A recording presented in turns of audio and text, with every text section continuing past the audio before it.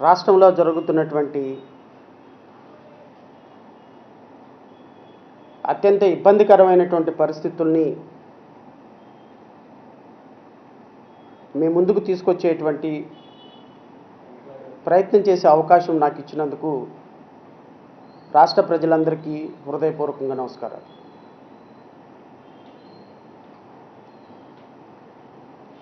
రెండు 2024 సంవత్సరంలో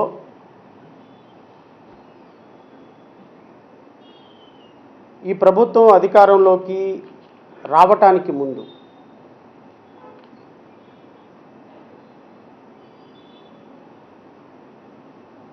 రెండు పార్టీలు, Janasena and Telugu Desam party, Bharatiya Janata party తోటి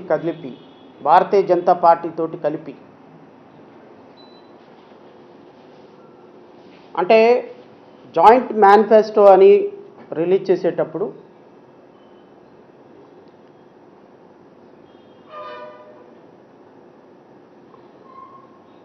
జనసేన అండ్ తెలుగుదేశం పార్టీ ఈ రాష్ట్ర ప్రజలకి కొన్ని ప్రామిసెస్ చేశాయి.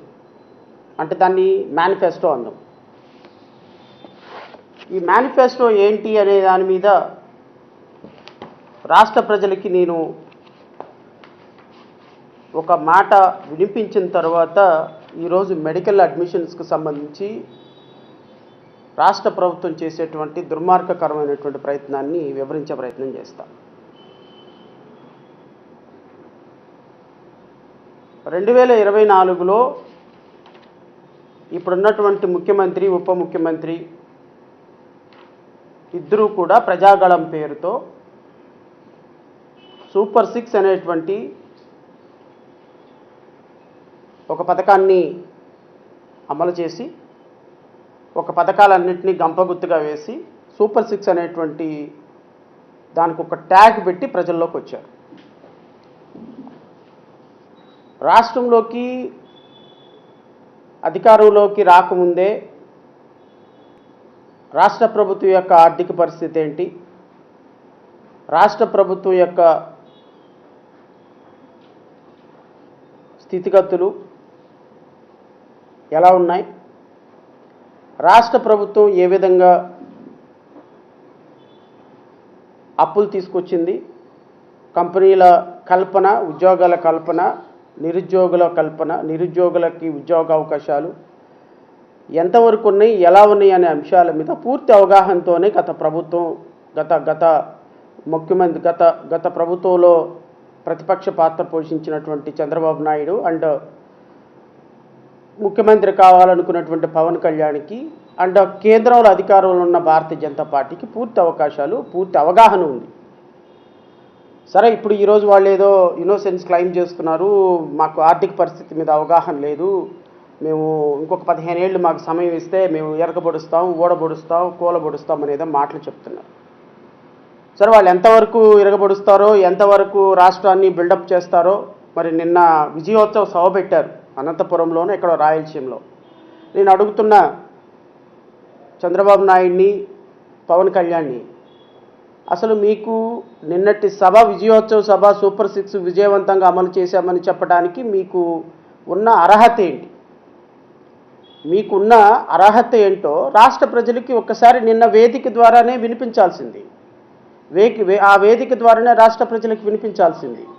మీరు ఏ సూపర్ 6 అమలు ఎంతవరకు చేశారు, ఏం చేశారు అనే అంశాల మీద రాష్ట్ర ప్రజలకి నిన్న ఒక clear black and white paper ఇచ్చి తీరాల్సింది. నేను అడుగుతున్న సూపర్ 6లో మొట్టమొదటి పథకంగా మీరు ఇచ్చినటువంటి పథకం యువతకు 20 లక్షల ఉద్యోగాలు, నెలకి 3,000 రూపాయలు నిరుద్యోగ వృత్తి. మొదట్లోనే అయిపోయింది. ఇంకా మీరు పెట్టాలనుకున్న ఆటం బాంబు అవాయసువాయిలాగా తుస్సుమని గాల్లోకి ఎగిరి కింద పడిపోయింది. మొదటి లైనే మీ సూపర్ 6 తీసుకెళ్ళి భూమిలో పాతేసినట్టే. యువతకు 20 లక్షల ఉద్యోగాలు, నెలకి 3,000 రూపాయలు నిరుద్యోగ వృత్తి. నిరుద్యోగ వృత్తి ఎక్కడా? యువగళంలో, పాదయాత్రలో ఆ చివరి నుంచి చివరి వరకు వాకింగ్ చేసుకుంటూ వచ్చాడు కదా మీ నారా లోకేష్ పాపం అది డైట్ అర్థం కాదు, నిజంగానే ప్రజల సమస్యలు తెలుసుకోవడానికి పాదయాత్ర నాకు అర్థం కాలేదు. బహుశా I can call it as a dieting యాత్ర, ఒళ్ళు తగ్గటానికి చేసుకునేటువంటి యాత్ర డైటింగ్ యాత్ర. నాయకుడిగా ప్రూవ్ చేసుకుందామని చేసే యాత్ర కాదు అది. ఎక్కడెక్కడ భూములు ఉన్నాయి, ఎక్కడెక్కడ ఏ ప్రజలు ఏ విధంగా ఆస్తులు సంపాదించుకున్నారు, దాన్ని ఎలా దోచుకుందామని చేసుకోవడానికి చేసినటువంటి యాత్రగానే నాకు అనిపించింది. ఎందుకు అంటే యువగళంలో పాదయాత్రలో మీరిచ్చినటువంటి మొట్టమొదటి హామీ నెలకు 3,000 రూపాయలు యువతకి నిరుద్యోగ భృతి అనే అంశం మీద ఇప్పటికి 15 నెలలు అయినప్పటికీ కూడా ఎందుకు మీరు యువతకు 3,000 రూపాయలు ఇవ్వలేకపోయినారు? అసలు ఇంక మీరు సూపర్ 6 అమలు పథకం ఎక్కడ చేసినట్టు? నిన్న విజయోత్సవ సభ దేనికోసం పెట్టుకున్నట్టు? 5 లక్షల ఉద్యోగాలు, 5 లక్షల ఉద్యోగాల్లో కనీసం మీరు 5,000 ఉద్యోగాలు ఈరోజు ఆంధ్రప్రదేశ్ రాష్ట్ర 15 నెలల నుంచి అప్రాక్సిమేట్గా ప్రపోర్షనేట్గా 20 లక్షల ఉద్యోగాలు అంటే నెలకు 5 లక్షల, సంవత్సరానికి 5 లక్షల ఉద్యోగాలు ఇవ్వాలి. ఎక్కడ 5 లక్షల ఉద్యోగాలు? అడగండి. యువత రోడ్డు మీదకి రావాల్సిందే. యువత 20 లక్షల ఉద్యోగాలు ఇస్తాము అని యువతను మోసం చేసి ఈరోజు డిఎస్సిలో 16,000 మందికి ఉద్యోగాలు తీస్తున్నామని చెప్పి ఆ 16,000 మందిలో ఎవరెవరు సెలెక్ట్ అయ్యారో తెలీదు, ఎందుకు సెలెక్ట్ అయ్యారో తెలీదు. ట్రైబల్ ఏరియా పోస్టులు, ఆశ్రమ స్కూల్ పోస్టులు, మొత్తం పోస్టులు తీసేసుకొని మొత్తం డిఎస్సిలో కలుపుకొని ఎవరెవరికి ఇచ్చారో తెలీదు, రిక్రూట్మెంట్ ఏం చేశారో తెలీదు. ఇంకా Nara Lokesh minister for education, మన తెలివితేటలేందో అందరికీ తెలుసు. మన తెలివితేటలు దేని మీద ఉంటాయో అందరికీ తెలుసు. మన తెలివితేటలు డబ్బు సంపాదన మీద, ఎక్కడెక్కడ డబ్బు దొరుకుతుందో దాని మీద ఉంటుంది. కానీ ఎడ్యుకేషను సిస్టము, దానికి ఒక పరిస్థితి, దాన్ని ఏ విధంగా ఎగ్జామ్స్ పెట్టాలి, ఏ విధంగా రిక్రూట్మెంట్ కండక్ట్ చేయాలి, ఏ విధంగా ఇంటలెక్చువల్ పీపుల్ని తీయాలి, ఏ విధంగా రిజర్వేషన్ పాలసీని అమలు చేయాలి, మనకి ఏం అవగాహన ఉండదు. మనకి ఎక్కడ డబ్బులు దొరుకుతాయి, ఎక్కడ దొరుకుతాయి అని చూసే మీకు ఇంత అద్భుతంగా రిక్రూట్మెంట్ చేసామని కితాబు ఇచ్చుకునేంత అవకాశం లేదు. అదొకసారి మీరు ఆలోచించుకోవాలి. సో యువతకి 3,000 రూపాయలు నెలకిస్తానని 20 లక్షల ఉద్యోగాలు అని చెప్పి ఇంతవరకు ఉద్యోగాలు ఇవ్వని కారణంగా మీరు నిన్న విజయోత్సవ సభ చేశారా? పవన్ కళ్యాణ్ తోటి వేల ఆర్టీసీ బస్సులు వాడుకొని అంతా ప్రభుత్వ ఉద్యోగుల్ని ప్రభుత్వ కార్యక్రమాలకి తీసుకెళ్ళిపోయి జనాలు మాకేదో వచ్చారని చూపించాలనుకుంటున్నారా? మీకు మీ మనస్సాక్షికి తెలుసు, ఇంటెలిజెన్స్